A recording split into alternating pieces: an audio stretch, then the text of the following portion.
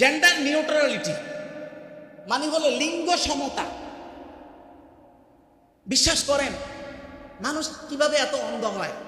এই লিঙ্গ সমতার নামে, নারী পুরুষ সমান অধিকারের নামে পৃথিবীতে সত্যিকার অর্থে বাস্তবতার নিরিখে যারা নারীদেরকে পৃথিবীতে পণ্য বানাইছে এরাই হলো তারা। কিভাবে একটু বুঝে দেখেন।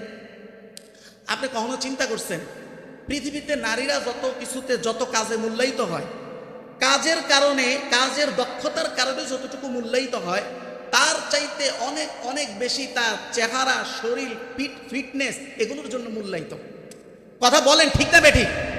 এটা তো আপনি এটা জানেন। কিন্তু আপনি সাধারণ আমরা একটা অ্যাপস ব্যবহার করি, ক্যাপকাট, ভিডিও এডিটিং এর জন্য একটা অ্যাপস। একটা এটার ফিল্টার বলে, একটা ফিল্টারের মধ্যে কোনো পুরুষের ছবি নেই, সব নারীর ছবি। বলেন তো এখানে নারীর দক্ষতা নাকি নারীর সৌন্দর্য? সৌন্দর্য, তাই না? তার মানে নারী কি পণ্য। যখন আপনার কাজ মূল না, আপনার দেহ মূল, তার মানে আপনি যখন মূল ফোকাসে চলে আসছেন, তার মানে আপনি পণ্য হয়ে গেছেন। আপনার কাজ এখানে মূল না, আপনার দক্ষতা এখানে আসল বিবেচ্য বিষয় না। এটা তো দুনিয়ার বাস্তবতা। সেক্সুয়াল ইন্ডাস্ট্রিগুলো দেখেন, সেখানে তো নারী কাঁচামাল। সে তো আলাদা বিশাল তথ্য আমার কাছে আছে, এগুলো অন্য আরেক সময় আলোচনায়, আজকের আলোচনায় ঢুকানো যাবে না। 2 নাম্বার আসেন, যত ইন্ডাস্ট্রিগুলো আছে নারীদেরকে দিয়ে অ্যাড দেয় কি জন্য? সে খুব স্মার্টলি কথা বলতে পারে, যেটা পুরুষ পারে না, এই জন্য? নাকি তার দেহকে প্রদর্শন করার জন্য? দেহকে প্রদর্শন করার জন্য।